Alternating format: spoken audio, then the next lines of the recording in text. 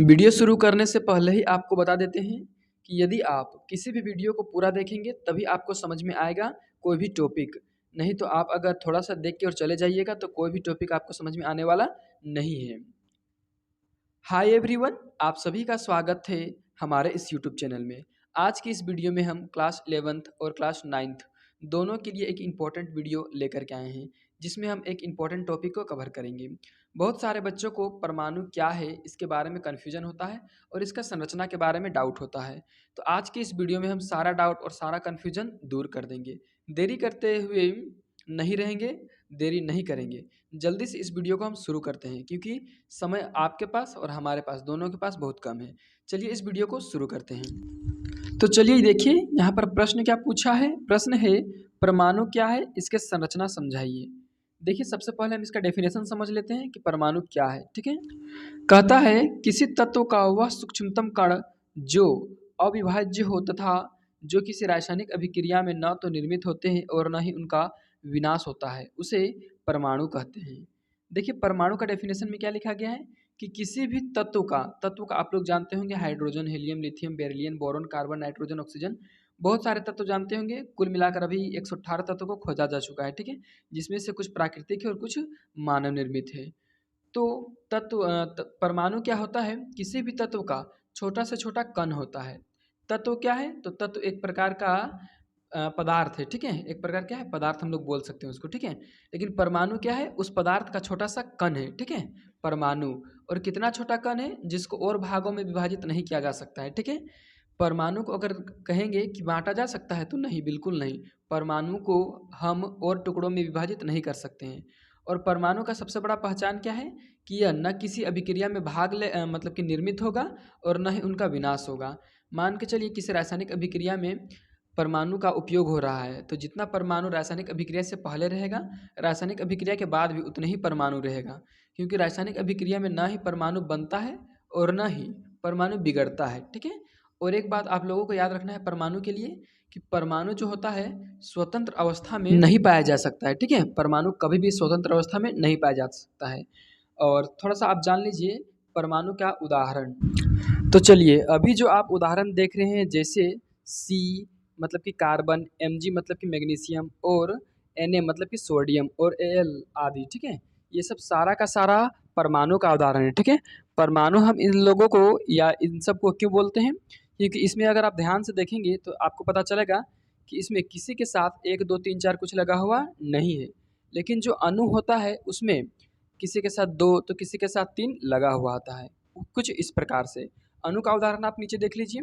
H2 मतलब hydrogen का 2 को कण मिल करके एक कण बनाया है। ठीक है, तो हाइड्रोजन का जो वो 2 कण है वो परमाणु है, लेकिन ये जो H2 लिखा गया है ये अणु है। ठीक है, अगर आपसे कोई पूछे कि H2 क्या है तो ये अणु है। और अगर आपसे कोई पूछे कि Mg क्या है, तो Mg क्या है, मैग्नीशियम वो है, वो तो एक तत्व है ही, लेकिन ये परमाणु है क्योंकि इसमें एक ही कण है। ठीक है, और H2 में 2 कण है, तो जब 2 कण मिल जाएगा तो यहाँ पर ये अणु का रूप ले लेगा, यानी कि अणु बन जाएगा।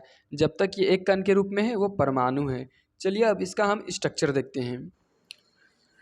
तो चलिए अब हम परमाणु की संरचना को विस्तार से समझते हैं। देखिए सबसे पहले आपको जानना होगा कि परमाणु, जैसा कि हम आपको बताए हैं कि बहुत छोटा कण है और इसको और छोटे भागों में विभाजित नहीं किया जा सकता है। लेकिन अभी हम आपको एक बात और बता दे रहे हैं कि परमाणु जो है बहुत छोटा कण है। इतना छोटा कण होने के बावजूद भी परमाणु के अंदर में और छोटा छोटा 3 प्रकार का कण पाया जाता है, अलग अलग प्रकार का। ठीक है, 3 अलग अलग प्रकार का कण पाया जाता है, और उनमें से पहला कण का नाम है इलेक्ट्रॉन, दूसरा का है प्रोटॉन और तीसरा का है न्यूट्रॉन। ठीक है, अब देखिए और एक बात आपको याद रखना है कि जो इलेक्ट्रॉन, प्रोटॉन और न्यूट्रॉन है इसका खोज बाद में मतलब अलग अलग समय में हुआ है। ठीक है, अभी इस भी आप लोग को जानना इतना इंपॉर्टेंट नहीं है, अगर जानना है तो एनसीईआरटी बुक आप देख सकते हैं एक बार। ठीक है, अभी हमको संरचना समझना है। देखिए ये जो आप बीच में लिखा हुआ P देख रहे हैं और N देख रहे हैं, ये P का मतलब है प्रोटॉन और ये N का मतलब है न्यूट्रॉन। ठीक है, और जो बीच वाला भाग है उसको हम न्यूक्लियस बोलते हैं। क्या बोलते हैं, न्यूक्लियस। ठीक है, यानी कि बीच वाले भाग को नाभिक बोलते हैं हिंदी में, अंग्रेजी में बोलते हैं न्यूक्लियस। ठीक है, तो ये जो बीच वाला भाग है उसको बोलते हैं न्यूक्लियस, और बीच वाले भाग में दोनों कण पाए जाते हैं। कौन कौन सा कण, एक है प्रोटॉन और दूसरा है न्यूट्रॉन। ये दोनों जो कण है ये बीच में पाया जाता है। ठीक है, और एक बात आपको याद रखना है कि बीच वाला जो कण है वो कहीं गति नहीं करता है, एक साथ हमेशा बीच में ही पाया जाता है। उसके बाद और एक कण होता है जो आपको नीला रंग से दिख रहा होगा बाहर की तरफ कक्षों में, ठीक है। ये 3 कण जो आपको दिख रहा है, 4 कण, ठीक है, नीला रंग से, ब्लू रंग से, उसमें देखिए ई लिखा है, मतलब उसका नाम है इलेक्ट्रॉन, ठीक है। अब देखिए इलेक्ट्रॉन का खोज सबसे पहले हुआ था जे थॉमसन ने किया था। उसके बाद प्रोटॉन का खोज अर्नेस्ट रदरफोर्ड ने किया, ठीक है। और उसके बाद न्यूट्रॉन का खोज जेम्स चैडविक ने किया, ठीक है। और ये जेम्स चैडविक के द्वारा न्यूट्रॉन का खोज हाल फिलहाल में हुआ, बहुत अधिक समय नहीं हुआ है। अब आपको हम ये समझा देते हैं कि यहाँ पर किस प्रकार से परमाणु के अंदर तीनों कौन व्यवस्थित होता है।